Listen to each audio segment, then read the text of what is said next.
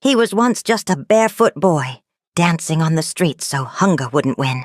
But now, Cola Lawson is a name the whole city knows. From classrooms to universities, from struggle to success, his journey has been one of hope and courage.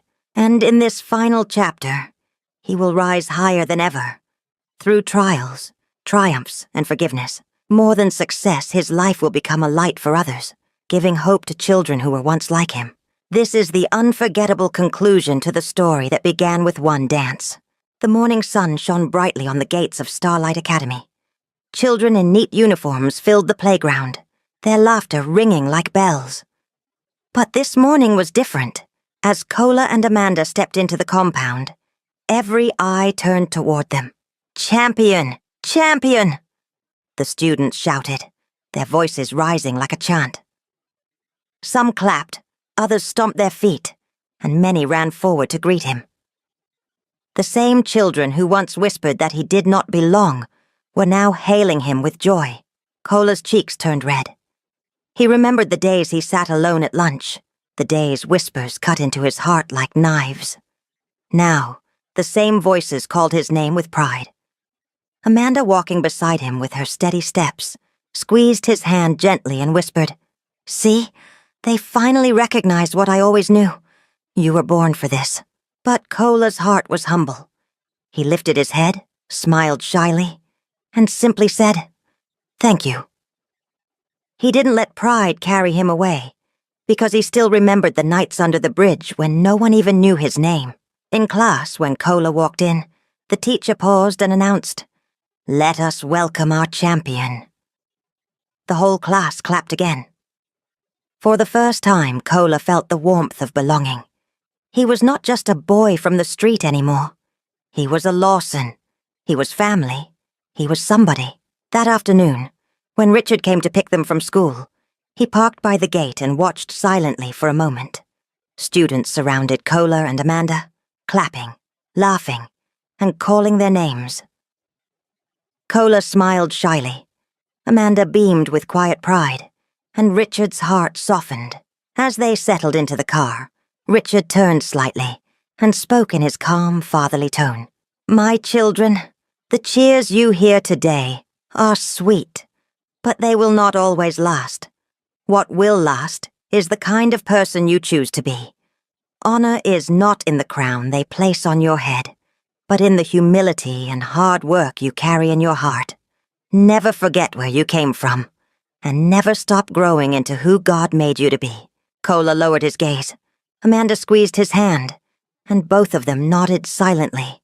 Outside, the city moved on, but inside Richard's car, something deeper was planted, a lesson they would carry for the rest of their lives. The Lawson mansion was full of excitement one quiet morning, when Richard made an important announcement. After Cola's birth father suddenly reappeared, Richard decided to take a step that would protect the boy forever. "We will make it official," he said firmly. "Cola, you have always been my son in love. But now, the law will recognize it too. No one who once left you behind will ever have the right to take you away again." The courtroom was heavy with silence. Reporters scribbled quickly, guards stood stiff, and the judge's face remained stern. Richard spoke first, his voice steady. "This boy gave my daughter what all the money in the world could not. Her laughter. He is my son in every way. I stand here not as a rich man asking for pity, but as a father asking the law to recognize what love has already decided." The judge turned to Cola. "And you, young man, what do you want?" Cola's throat tightened. For a moment he could not speak. Then, with courage trembling in his voice, he said, "I want to stay with my family, with Amanda, with Richard. They chose me when the world left me behind. I don't want to lose them." Amanda stood suddenly, her voice clear and strong. "He is my brother, not by blood, but by heart. Without him, I would not be walking today." The courtroom fell silent. The gavel struck once, echoing like thunder. "In the eyes of the law, I grant full adoption rights to Richard Lawson." From this day forward, this boy shall be known as Cola Lawson, the lawful son of Richard Lawson, and the lawful brother of Amanda Lawson. Tears ran down Amanda's cheeks as she embraced him. Richard bent down, whispering with emotion, "From today, you are mine. No one, not even the past, can take that away." For the first time in his life, Cola felt completely at home. He was no longer just a boy who danced to survive. He was a Lawson, not by pity, not by chance, but by choice. Time moved like the pages of a book, turning quickly. At Starlight Academy, Cola was no longer the timid boy who sat alone. He was now the boy teachers pointed to when they said, "If Cola can rise from the streets to the top of this class, what excuse do the rest of you have?" He studied late into the night, often falling asleep with his head resting on open books. Amanda would giggle when she found him in the morning, pencil still in his hand. But his determination was no joke. He had promised himself that he would make Richard proud, not just in dance, but in academics, too. Amanda, too, blossomed. She discovered a love for words. She wrote stories, gave speeches in debates, and surprised everyone with her strong voice. Once, she was the girl who sat silent in a wheelchair, afraid to be seen. Now she declared proudly, "Every step I take is a victory." Her classmates, who once whispered cruelly, began to look at her with admiration, but the growing years were not without trials. Some students still sneered. "He's only Lawson's son by pity," one boy muttered. Another whispered, "Amanda wins debates because of her father's name." The words cut deep, but Amanda and Cola had grown stronger. They lifted each other through every whisper and every glare. At night, when doubt filled their hearts, they reminded each other of Richard's steady voice. "The world will always test you, but the greatest victories are the ones you win quietly inside." In those moments, they knew their story was only beginning, and they would not walk it alone. As Cola grew taller and stronger, the streets tried to call him back. This time, not with hunger, but with temptation. Some boys at school whispered, "Why study so hard? You already live in a mansion. Enjoy life." Others teased him with reckless ideas. "You're Lawson's son now." They laughed. "You'll inherit riches. Why stress yourself?" For a moment, Cola wavered. He remembered the cold bridges, the hunger that gnawed at his stomach. Now food was plenty, clothes were fine, and a soft bed was always waiting. Would it really matter if he let go a little? Amanda noticed the heaviness in his eyes. One evening, as they sat together in the garden where their story began, she placed her hand gently on his. "Brother, don't forget who you are. You didn't come this far to throw it away. You once danced to fight hunger. Now you must stand to fight temptation." Cola's chest tightened. The words struck like truth carved in stone. He lifted his head, eyes steady. "I will not waste my past," he whispered. "I will honor this family with my life." From that day, whenever the whispers of temptation came, Cola silenced them with his focus. He chose the harder road, the road of humility, discipline, and strength. And though the world tried to pull him down, he kept walking forward, step by step, knowing he carried not just his dreams, but the legacy of a family who had saved him. The years passed quickly, and before anyone realized it, Cola and Amanda were no longer children. Their days of playground chants and whispered mockery had given way to exams, late-night reading, and the pressure of future dreams. The morning the admission results were released, Amanda burst into Cola's room, her voice shaking with excitement. "Cola, check your email!" she shouted, waving her phone. With trembling hands, Cola opened his laptop. His eyes widened as the words appeared. "Congratulations! You have been admitted into Crownfield University, Faculty of Business and Management," Amanda squealed, jumping up and down. "You made it! You're going to be a business leader just like Daddy." Before Cola could respond, Amanda lifted her phone high, her smile glowing with pride. And I made it too, in mass communication. For a moment, the room was filled with nothing but laughter, joy, and the sound of dreams taking flight. That evening, the Lawson mansion was filled with celebration. The garden sparkled with fairy lights, laughter echoed, and Richard's face glowed with pride as he raised a glass. My children, this is more than success. This is proof that scars can become stepping stones. You have turned pain into possibility. I am proud beyond words. University life was a new world. For Cola, it meant crowded lecture halls, long hours in the library, and endless assignments. But he embraced it with focus. Every business course he studied was not just for grades. It was preparation. He knew one day he would help Richard carry the Lawson Group. Amanda blossomed with a fire of her own. She found her voice in journalism, crafting bold articles that challenged minds and delivering debate speeches that stirred hearts. One evening at dinner, she lifted her chin with quiet conviction. Words are power, she said, and I will use mine to fight for truth. Richard's eyes softened with pride as he looked at her. My daughter, he said gently, you will shake the world with your pen. Though whispers still followed them, the siblings no longer cared. They had grown. They had purpose. And every holiday they returned home, Richard's steady words reminded them, wealth is a tool, not a crown. Use it to build, not to destroy.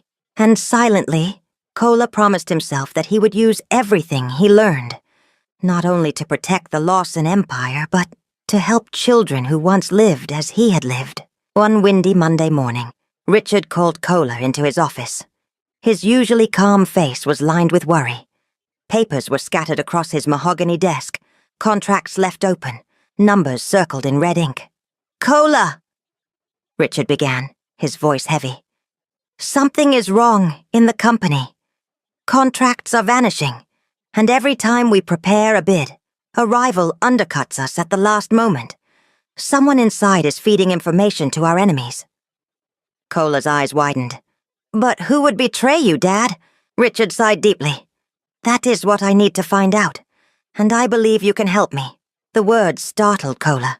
He was still a university student, still balancing assignments and exams.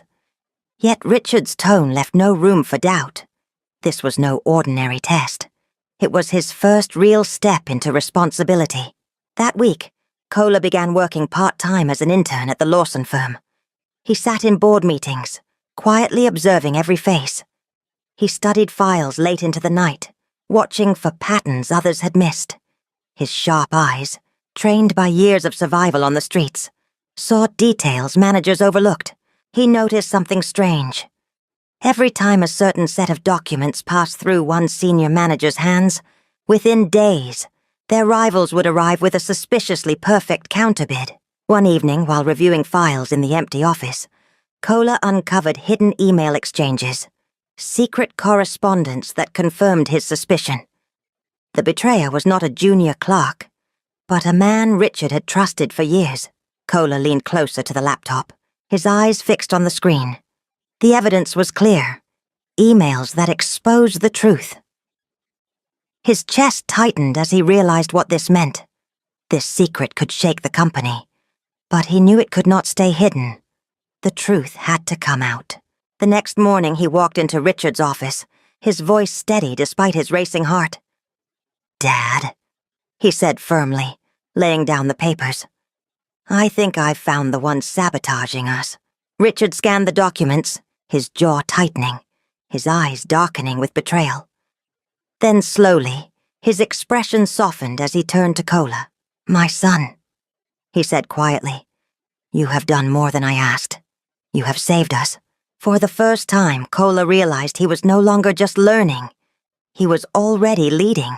The Lawson Company was safe again.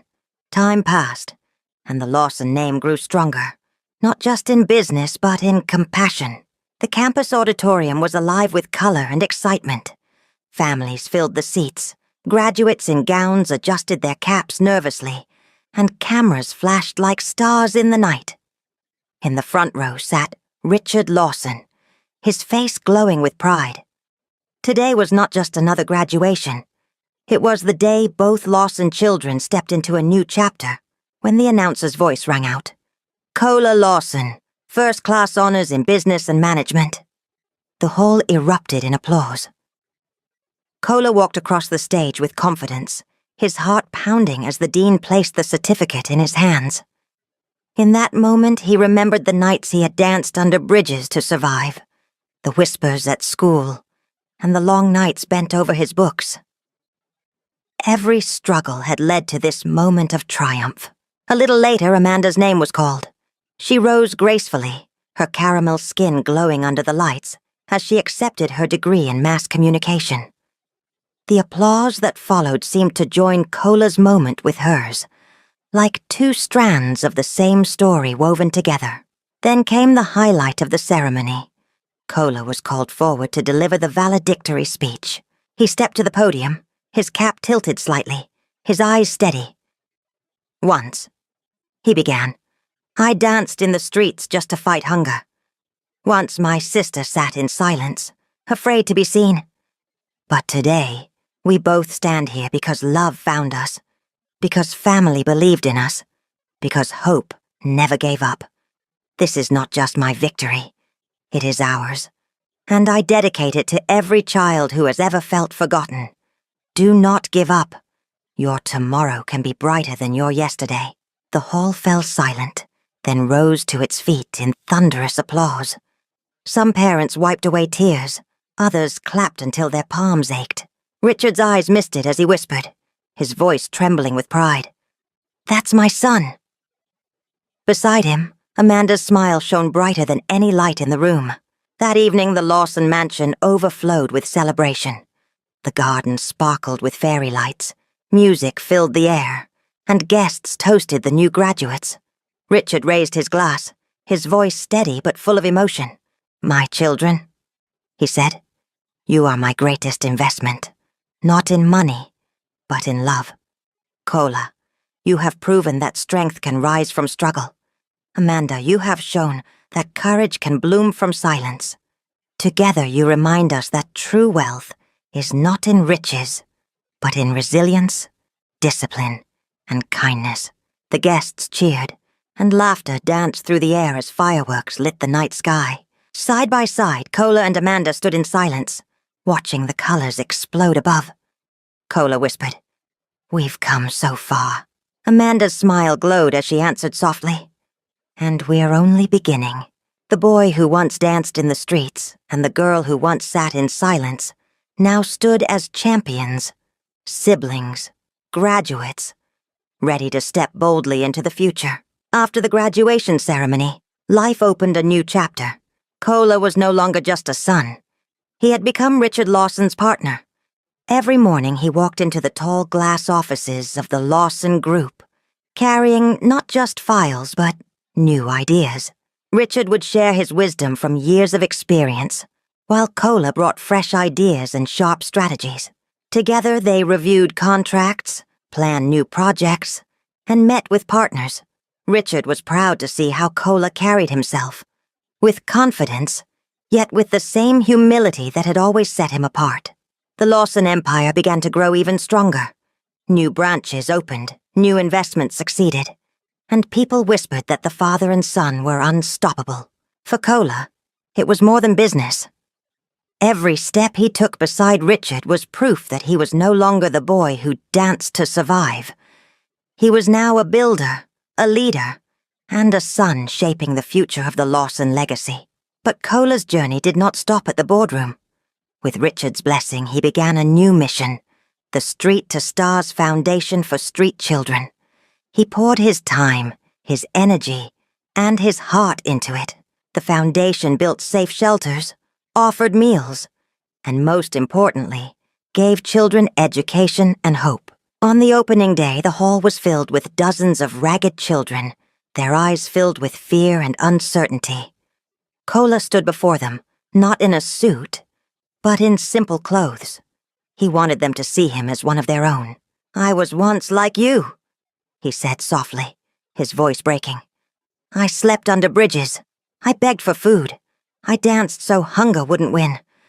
I know what it feels like to be invisible. But hear me today.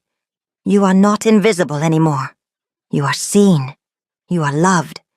And from this day, you have a home. The children stared at him in silence. Then, slowly, a few small claps began to echo in the hall. One by one, more hands joined, until the sound swelled into cheers that filled the room. For the first time, the children's faces carried something new. Hope. Over time, the foundation grew. Classrooms were built. Meals were served daily. Dance sessions filled the courtyard with laughter. Children who once begged